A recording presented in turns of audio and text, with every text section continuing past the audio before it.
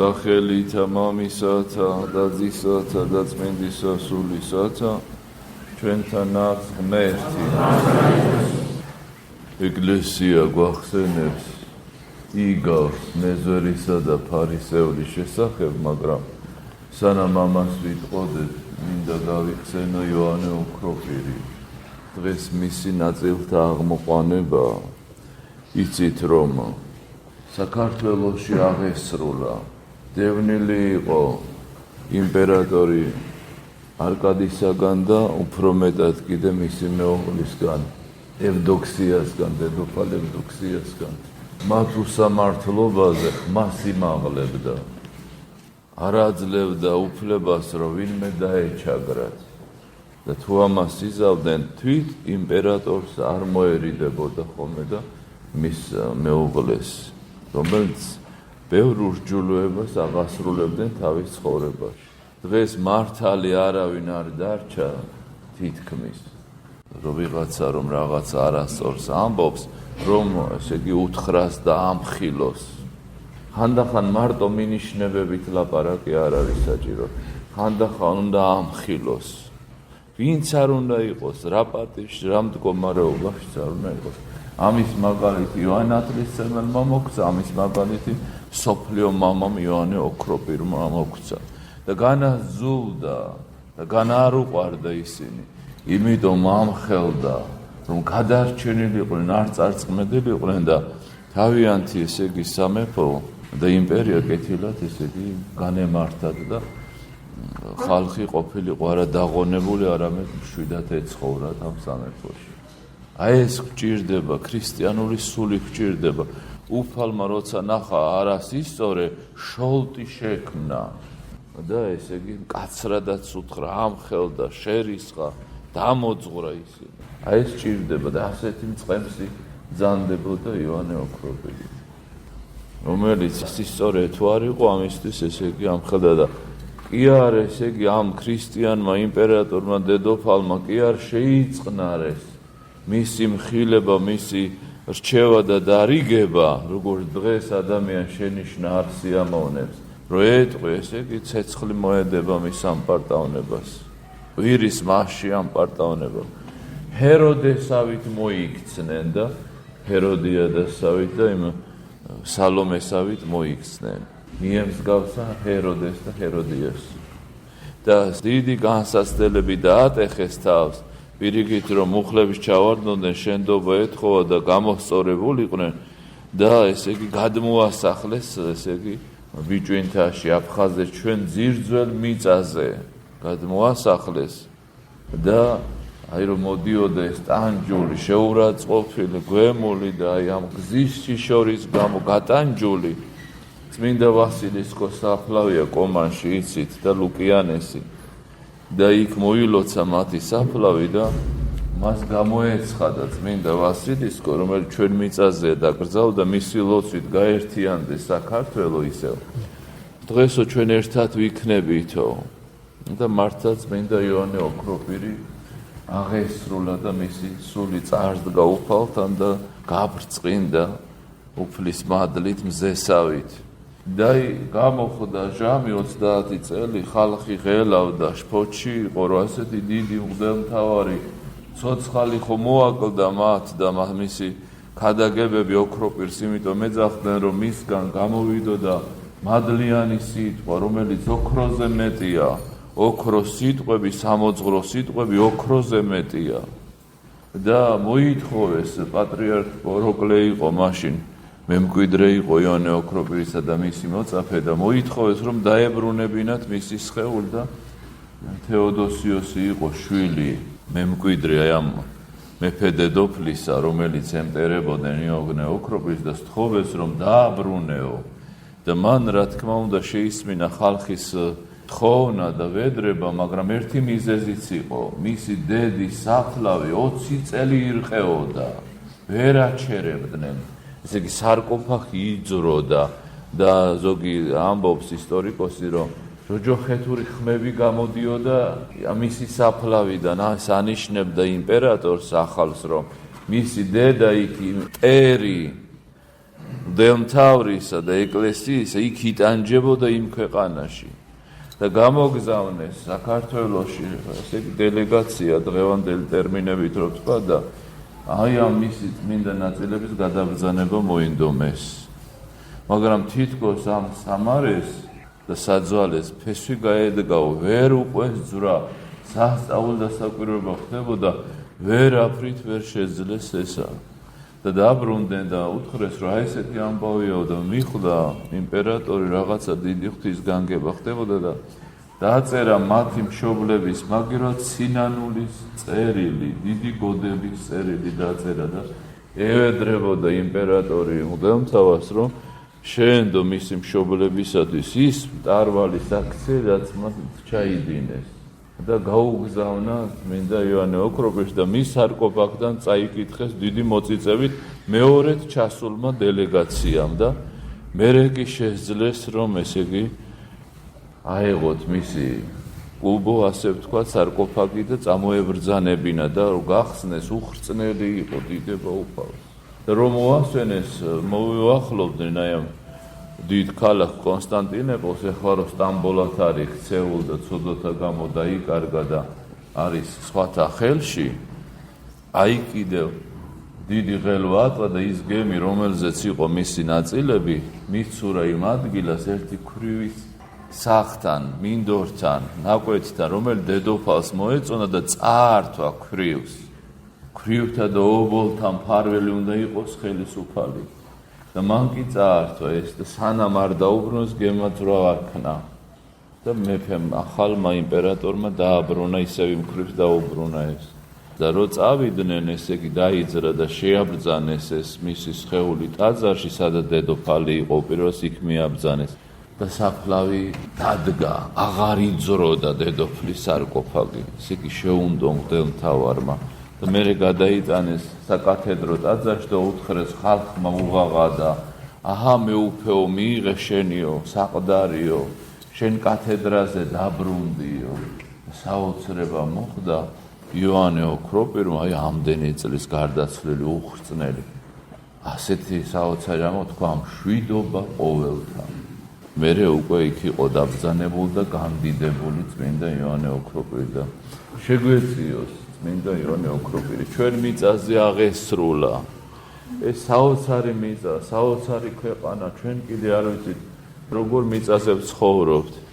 მიწიერი გაგებით დიდებული მაგრამ მასთან არის რაღაცა დიდი საიდუმლოება დიდი მისტიკა ზეცის წყალობა ამ ქვეყანაზე ძალიან დიდი და ბევრი სიკეთე დაუკავშირდა საქართველოს და იოანე ოქროპირი თხოვ რომ მისი ლოცვებით უფალმა ინებოს რომ გაერთიანდეს საქართველო იმ საზღვრებში რომელიც საზღვრების თვიშობელმა დედამ ჩაიბარა როცა წილხდომილი გახდა ჩვენი მიწა მისი ამინ და არ შეიძლება ორი სიტყვით არა ვთქვათ მეზორესა და ფარისეულის შესახებ იცით ეს იგავი თქვენს კითხულობთ სახარებას აი წლებია და ეკლესია დიდმარხვის წინ ჟამით ჟამს გვახსენებს სინანულს გვასწავლის ცოდათვის და განცდას გვასწავლის აი წერია რომ ტაძარში ავიდა ორი ადამიანი ერთი ფარისეველი და ერთი მეზორე ფარისეველი იყვნენ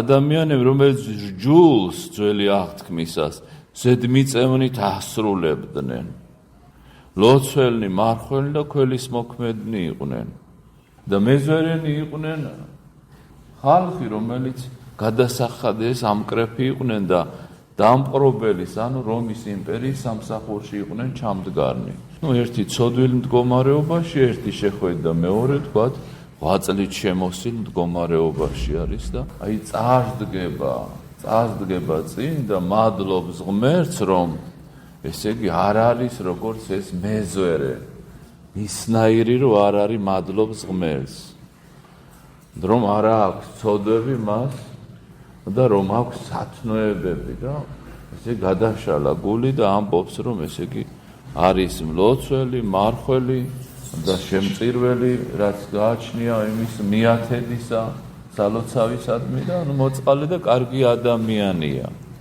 და ის იქ მეზორე კი გამცდელი თავისი ცოდვისა თავი მაღლა ვერ აუწევია და გულზე ირცემს ხელს და ამბობს, რომ მერთო მილხინე ცოდეს ამას შემიწყალებ. შეწყალებას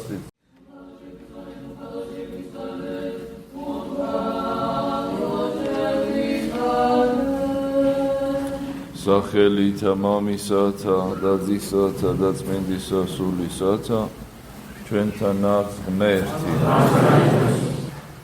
ეკლესია გვახსენებს იგავს მეზვერისა და ფარისევლის შესახებ, მაგრამ სანამ ამას ვიტყოდეთ, მინდა გავიხსენო იოანე ოქროპირი. დღეს მისი ნაწილთა აღმოყვანება იცით რომ საქართველოში აღესრულა.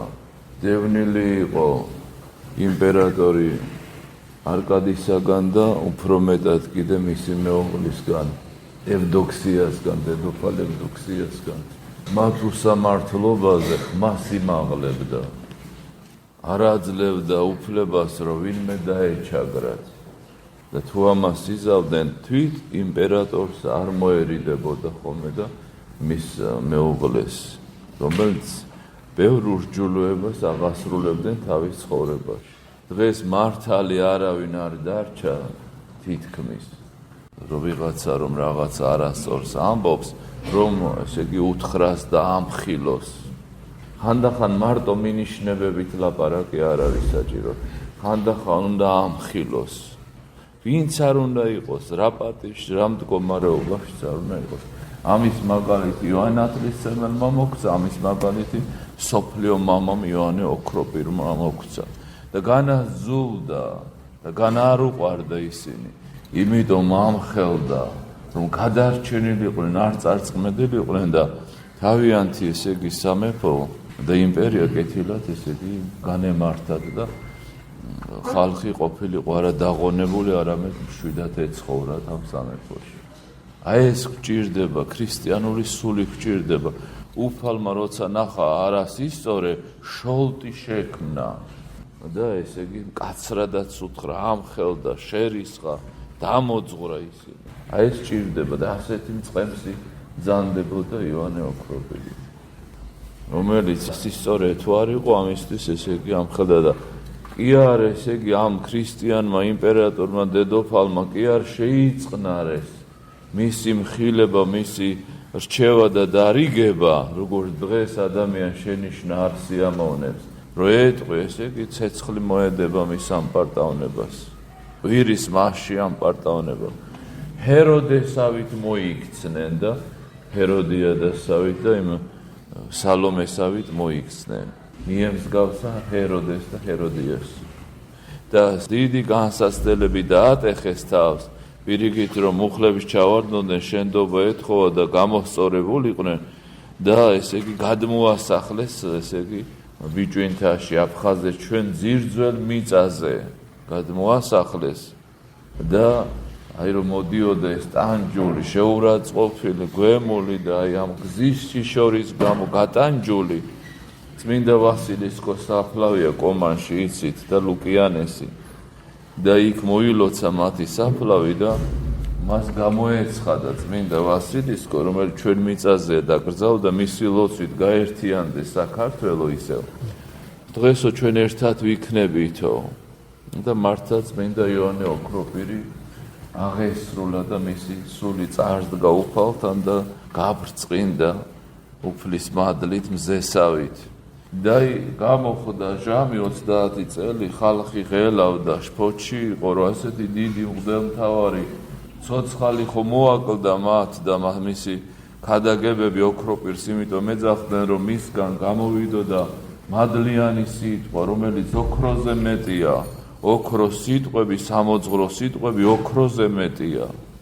და მოითხოვეს პატრიარქ პოროკლე იყო მაშინ, მემკვიდრე იყო იოანე ოქროპირისა და მისი მოწაფე და მოითხოვეს, რომ დაებრუნებინათ მისი სხეული და თეოდოსიოსი იყო შვილი, მემკვიდრე ამ მეფე დედოფლისა, რომელიც ემტერებოდნენ იოანე ოქროპირს და სთხოვეს, რომ დააბრუნეო.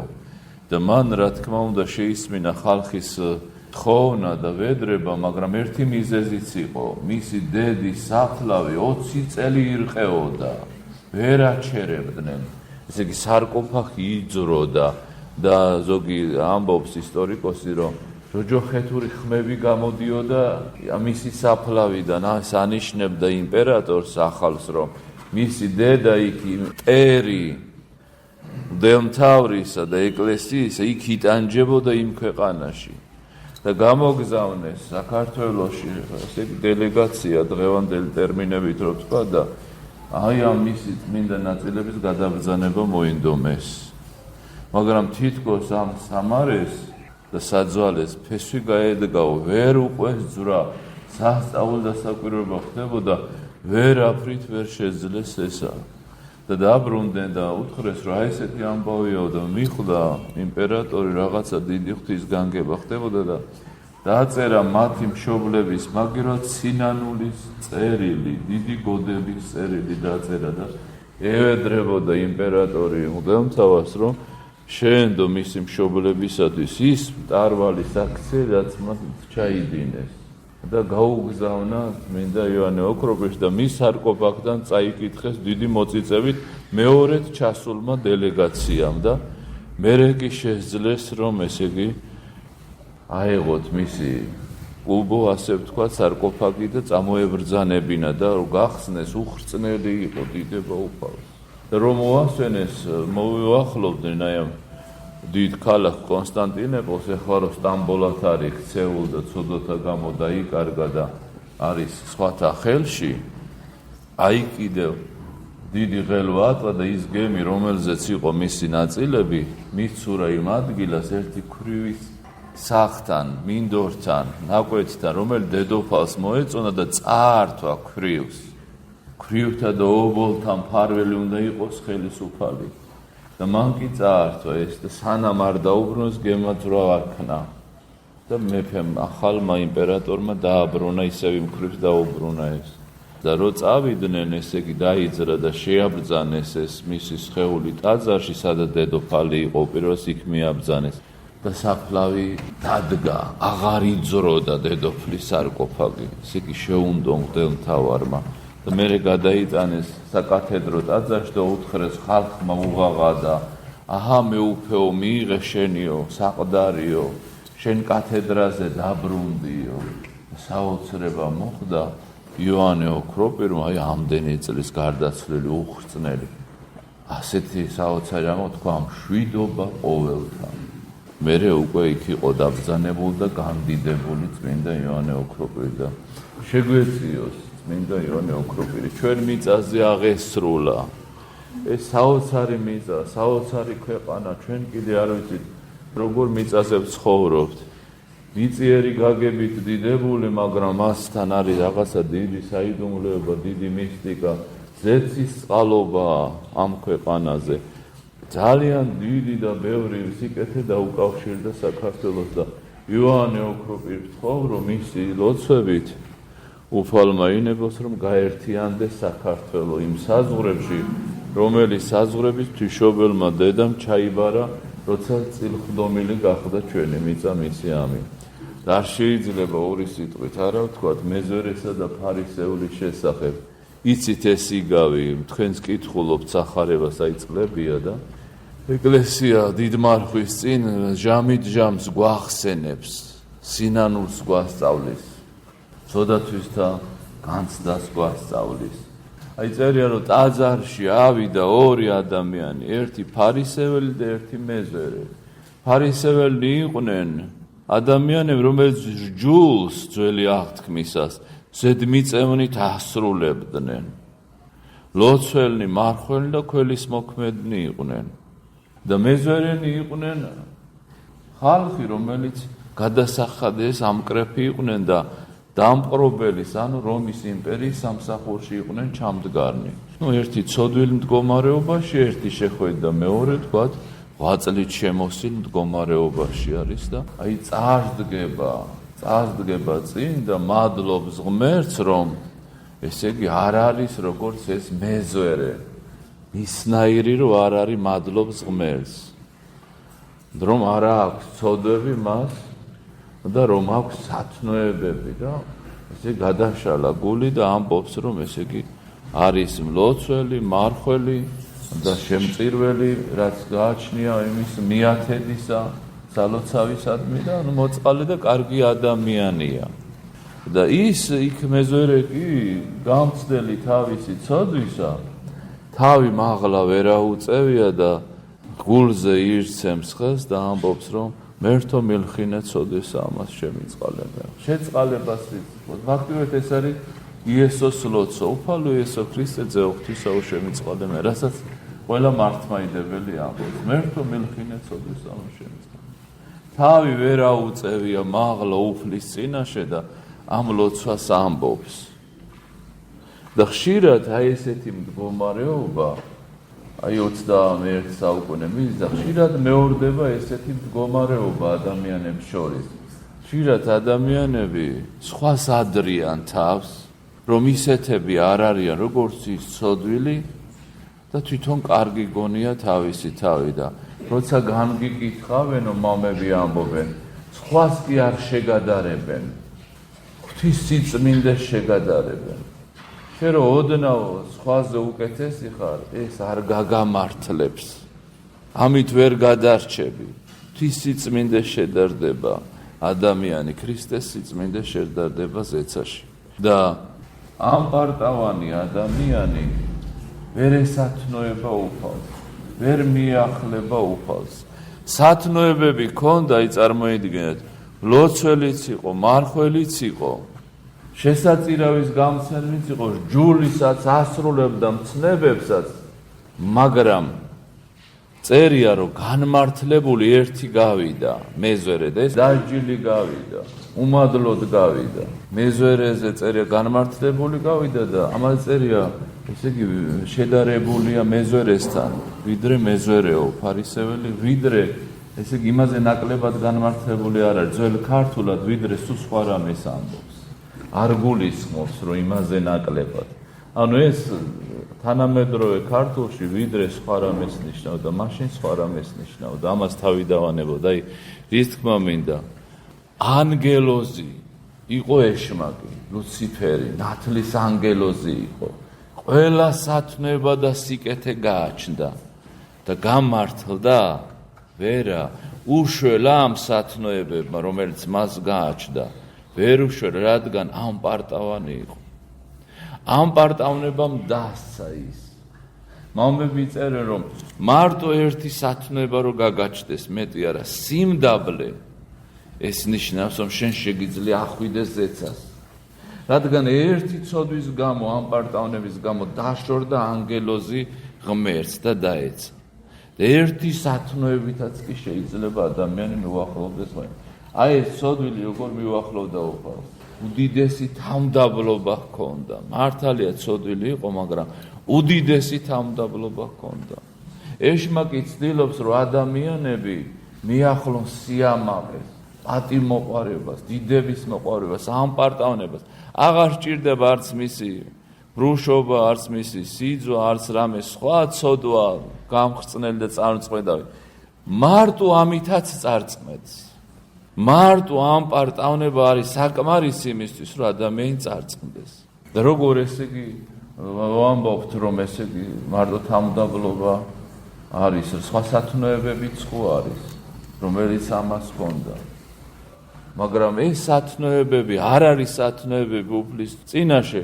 თუ ადამიანს აქვს ამ პარტავნება გეუბნებით ანგელოსაც ჰქონდა სათნოებები მაგრამ არაფერი გამოვიდა ღმერთი ადამიანთან მადლით ურთიერთობს და წერია დაწერილია რომ დაბალთა მოჰცემ მადლსო მადლი მიეცება მხოლოდ თავმდაბლებს სხვას არ მიეცება როგორ ესე იგი მოწყალებას რო გავცე მადლი არ მომეცემა რომ მარხულო მადლი არ მომეცემა რომ ლოცულო მადლი არ მომეცემა თუ ამ პარტავანი ხარ არ მოგეცემა იმიტომ რომ ეს ღვაწლი აი ამასაც ჰქონდა ფარისეველსაც ჰქონდა ღვაწლი მაგრამ მადლი არ მიეცა განმართლებული არ გავიდა ტაძრიდან თავისი სულიერი ღვაწლი მან საკუთარი თავის სადიდებლად გამოიყენა და არა ღვთის სადიდებლად თუ ჩვენ თამდაბლობა არ აქვს მოწყალებას რო გავცენ ვიან პარტავნებთ დიდი მლოცველი მარხველი ვარ ამითაც ვიან პარტავნებთ სხვა საქმეებითაც ვიამპარტავნეთ. ღმერთს კი არ განადიდებს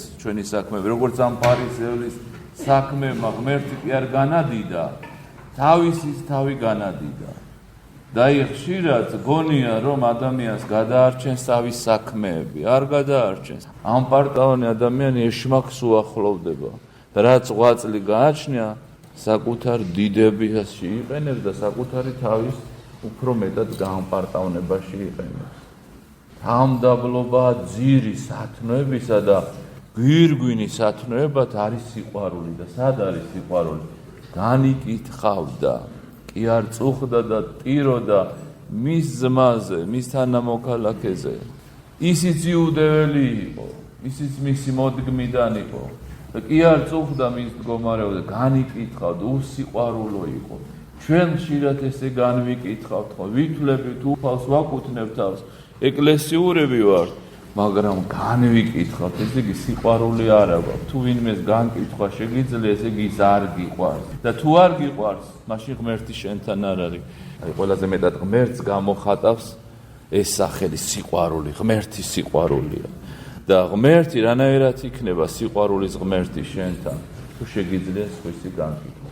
მაინც ამბობენ, როგორ ღვთის მწვერვალებიდან ეშვება ნაკადულები, მდინარეები, დაბლობში, ისევე ღვთის მადლი ეშვება თამდაბალ ადამიანს. და ამ ადამიანს ხსნელიც არ სჭირდებოდა, გადამრჩენელი არ სჭირდებოდა.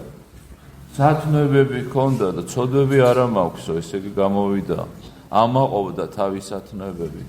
არ და ხვალმა თქვა, ცოდვილთათვის მოვებიო. ნეტარიყვნენ გლახაკნი სულითაო, ვინ არის გლახაკი, რომელიც ამბობს არაფერი სათნოება არ გამაჩნიაო. და დღეს ჩვენ სათნოებები გაგვაჩნია. ამასაც გააჩნდა სათნოებები, მლოცველი მარხველი და მიათედის გამცემი იყო.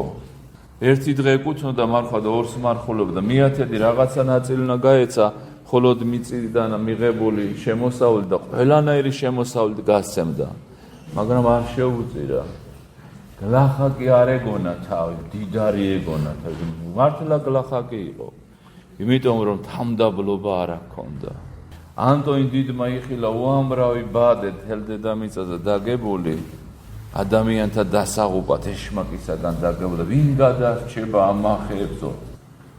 უფალმა უთხრა, ხოლო თამდაბლები გადარჩებია.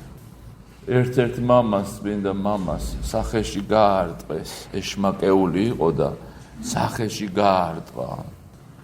და მამამ სიმდაბლით უფლისნება აღასრულა და მეორე ლოყა მეუშვირა.